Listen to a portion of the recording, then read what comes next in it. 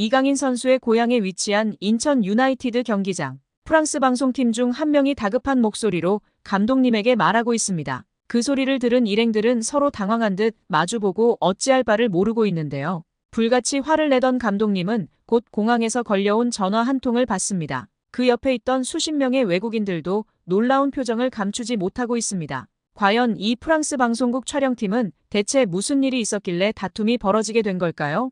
해당 사연은 해외 커뮤니티에 올라온 줄리앙 씨의 실제 사연을 바탕으로 재구성된 스토리입니다.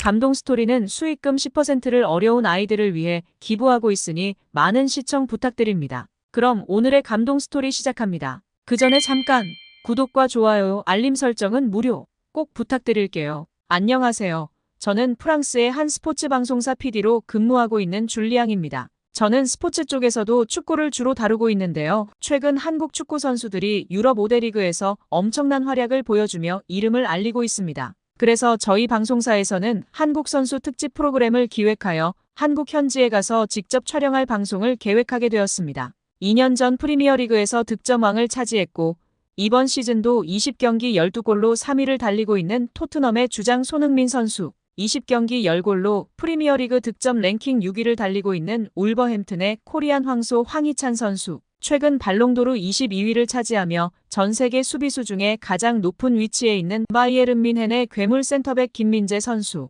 그리고 저희 프랑스인들의 자랑인 파리 생제르맹 FC로 얼마 전 이적해 엄청난 관심과 명성에 맞는 드리블 능력을 선보이며 A매치 6경기 6골로 활약하고 있는 한국의 에이스 이강인 선수까지. 그렇게 저희 방송국에서도 한국에 관심을 가지게 되어서 한국 축구라는 타이틀로 특집 프로그램을 편성하게 되었습니다. 대규모 특집 프로그램이라는 타이틀로 그에 맞게 엄청난 인원들이 투입하게 되었고 거기에 저도 참여하게 되었습니다. 그렇게 자료를 모으고 한국 축구에 대해 알아보는 와중에 시청률을 고려해서 캡틴 손흥민 선수의 고향으로 가자는 팀원들의 의견이 다수를 차지하긴 했지만 저는 이왕이면 프랑스 리그에서 활약 중인 이강인 선수의 고향인 인천으로 가자고 설득하셨습니다. 감독님도 이강인 선수의 고향이 더 의미 있겠다고 해주셨고 결국 인천으로 최종 결정이 됐습니다. 얼마 뒤 저희 팀은 한국으로 향하게 되었습니다. 프랑스 파리 샤를드 골 국제공항에서 한국 인천공항까지는 14시간 정도가 걸렸습니다. 긴 시간 비행을 하고 도착하다 보니 스태프 전원의 표정은 지쳐 보였습니다. 그렇게 감독님을 비롯한 저희 스태프들은 인천국제공항에 도착하였고 저를 포함한 모든 스태프가 인천공항에 웅장함에 입이 다물어지지 않았는데요. 한국도 선진국이라는 것은 알고 있었지만 엄청난 규모와 깔끔한 공항 내부에 너무 놀랐어요. 특히 촬영 장비를 수화물로 받을 때는 어느 나라보다 너무나도 편했습니다. 그렇게 저희 팀은 각자 촬영 장비와 카메라를 챙기며 인천 유나이티드의 홈구장 근처에 있는 월미도로 이동하기로 했습니다. 가는 동안 자료 정보를 수집하는 에이미 팀장에게 이강인 선수에 대한 정보들을 취합한 후 감독님과 메인 PD들은 이강인 선수의 고향이었던 인천으로 곧바로 출발했는데요. 매우 놀라운 사실은 인천국제공항에서 고작 버스 한 번만 타면 된다는 사실이었습니다. 저희 프랑스 파리 공항은 어딘가로 이동하기 위해서는 버스는 물론이고 많은 대중교통들을 스태프가 팀을 이뤄 나눠 타고 각각 여러 경로를 통해 찾아가야 했었는데요. 한국은 공항에 대기하고 있던 공항 셔틀버스를 이용하면 되었고 스태프 전원이 한 번에 탑승할 수도 있었으며 카메라 장비들도 함께 싣고 한 번에 이동할 수 있었습니다. 공항버스에 올라타면서도 저희 스태프 식구들은 모두 깜짝 놀라며 입을 다물지 못했는데요. 공항버스 안에 비치되어 있던 의자들이 모두 거실 소파처럼 너무나 편안했었고 버스 실내도 엄청나게 깔끔하고 청결해서 버스 내부라고는 믿기 힘들 정도로 아늑하기까지 했습니다. 연신 놀라움을 표하며 각자의 자리에 앉았는데 14시간의 비행으로 피곤하기도 했었지만 버스 좌석의 편안함에 저를 포함한 모든 스태프들은 잠이 들고 말았습니다. 그렇게 꿀맛 같은 잠을 깨고 보니 어느새 월미도가 눈앞에 보였고 잠에서 깬 감독님은 스태프들을 모두 깨우며 내릴 준비를 하라고 지시하셨습니다. 버스에서 내리자마자 방송 장비들을 꺼내고 촬영 준비를 하고 있었는데 막내 스태프가 실수로 마이크 장비를 공항에 두고 온 것을 알게 되었죠. 감독님은 그 사실을 알고는 노발대발하며 대체 마이크 장비를 어디에 두고 그냥 온 거냐면서 막내 스태프에게 화를 냈고 카메라 자체에 마이크 기능이 있기는 했지만 방송사에서 마이크 장비 없이 영상만 촬영을 한다는 건 의미 없는 일이었죠. 저희는 당연히 잃어버렸다고 생각했고 주차장 한복판에서 망연자실한 표정으로 모두들 주저앉아 있었습니다. 혹시나 하는 마음에 저는 인천공항으로 전화를 걸었고 공항 직원에게 상황을 설명했더니 저희가 축구장까지 오게 된 경로와 시간 등을 물어보고는 확인 후에 연락을 준다고 전화를 끊었습니다. 저희는 그렇게 감독님의 눈치를 보며 기다리고 있었는데 전화가 울렸어요. 그런데 놀랍게도 10분 뒤 공항 직원에게서 연락이 왔고 놓고 왔던 마이크 장비를 찾은 것 같다며 프랑스 방송국이 써져 있는 회색 가방이 맞는지 저에게 물어보셨습니다. 저희는 너무나 놀라며 대답과 동시에 소리를 질렀습니다. 프랑스뿐 아니라 모든 유럽 국가에서는 절대 상상조차 할 수 없는 일이기 때문이죠. 한국인들의 시민의식과 도덕성에 놀라움을 금치 못했습니다. 화가 났던 감독님조차 인천공항의 친절함과 남의 물건을 탐하지 않는 한국 시민들의 도덕성 덕분에 수천만 원에 이르는 마이크 장비를 잃어버리지 않게 되었다며 한국이 이렇게 선진국인 줄 몰랐다고 하시면서 우리가 한국 축구에 대해 촬영하러 왔지만 한국 시민들과 문화에 대해서도 촬영해 가자고 하셨습니다. 공항 직원분은 다음 공항버스에 장비를 실어 보내겠다며 저희가 내린 정류장에서 1시간 정도만 기다려달라고 했습니다. 직접 찾으러 가지도 않아도 된다니 한국인들의 친절함은 정말 기가 막힐 노릇이었죠. 얼마 뒤 저희는 놓고 왔던 마이크 장비를 찾을 수 있었고 가장 먼저 월미도로 이동하게 되었습니다. 월미도에 도착해 처음 마주하게 되었을 때 넓은 인천 앞 바다와 깨끗한 길을 보고 당황하게 되었는데요. 맛있는 길거리 음식 냄새와 놀이기구를 즐길 수 있는 곳이 있었고 도시 안에 이렇게 커다란 바이킹이 여러 개 있다는 사실에 넋이 나갈 수밖에 없었습니다.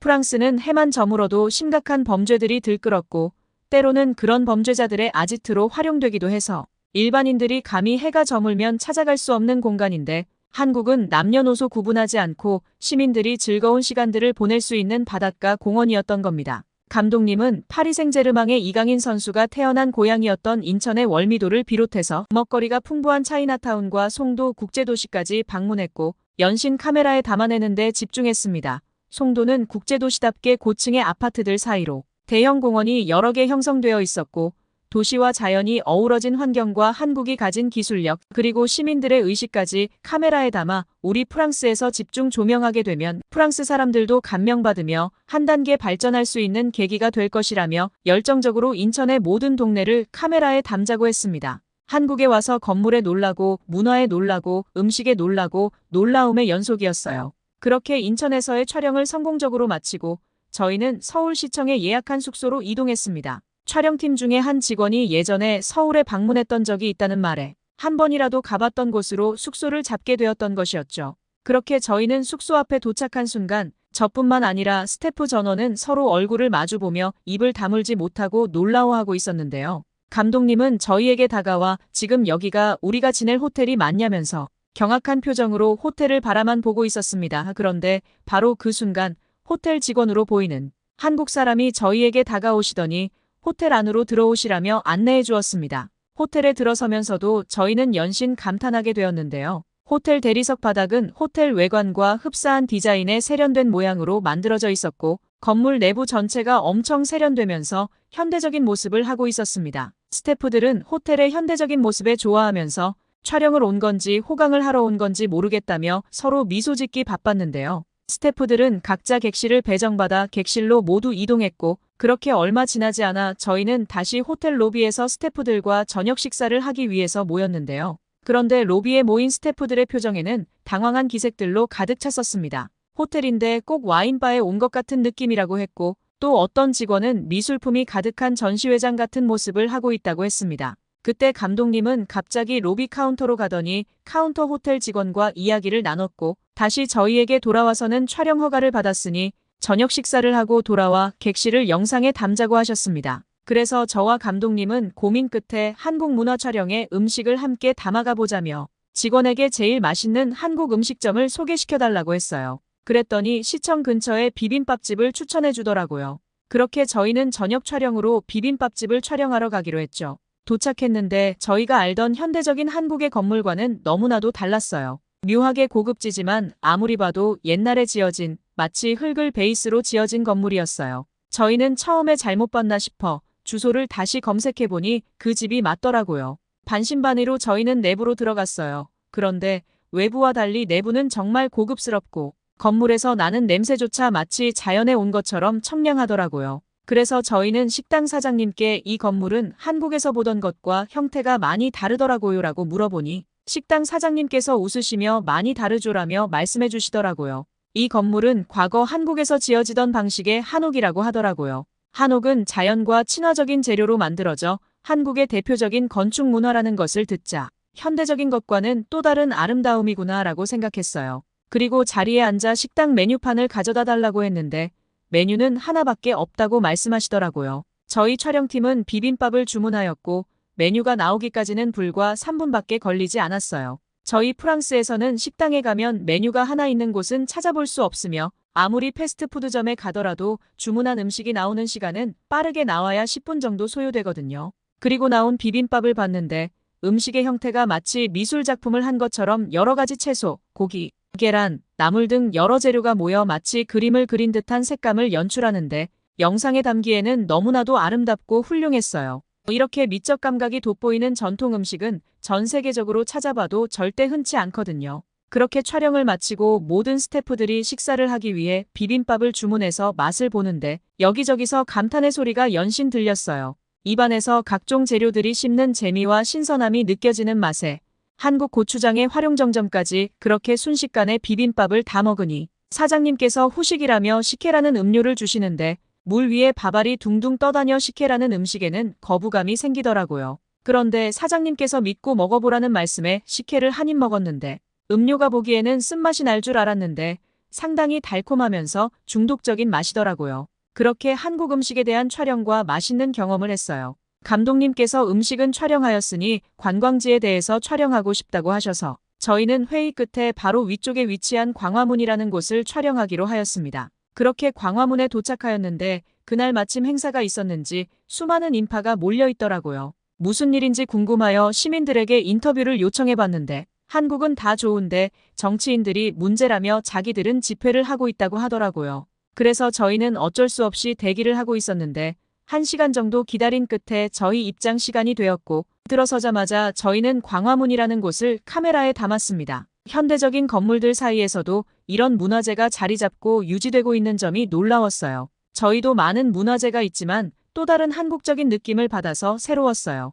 그렇게 짧은 시간 인천과 서울에 머물면서 한국을 경험할 수 있었던 우리는 이강인 선수 특집 영상 촬영 때문에 한국을 방문한 것이었지만 한국에 머무는 동안 정말 특별한 경험을 했다며 서로 이야기를 나누었습니다. 세계 5대 리그에서 폭풍 같은 활약을 펼치고 있는 한국 축구 선수들을 저도 모르게 응원하면서 낯설었던 한국에 대해 알게 되어 너무 감사하면서 지내고 있습니다. 저희는 프랑스로 돌아와 이강인과 한국의 문화라는 특집 프로그램을 기획하였고 청취자들의 뜨거운 반응과 동시에 타 방송팀들도 한국 특집을 준비하는 등 프랑스에서 폭발적인 한류 열풍이 일어났습니다. 이렇게 맛있는 음식과 훌륭한 문화를 가진 한국에서 이강인 같은 위대한 선수가 나온 것은 어쩌면 당연하지 않을까 생각했습니다. 지금까지 이강인 선수의 발재간에 한 번 놀라고 한국 문화에 2번 놀란 프랑스 방송 PD의 사연이었습니다. 오늘의 이야기 어떠셨나요? 줄리앙 씨에게 알려주고 싶은 한국의 자랑거리가 더 있다면 댓글로 남겨주세요. 감동을 받으셨다면 구독과 좋아요, 알림도 꼭 눌러주세요. 끝까지 시청해주셔서 진심으로 고맙습니다. 지금까지 따뜻한 이야기를 전하는 감동 스토리였습니다.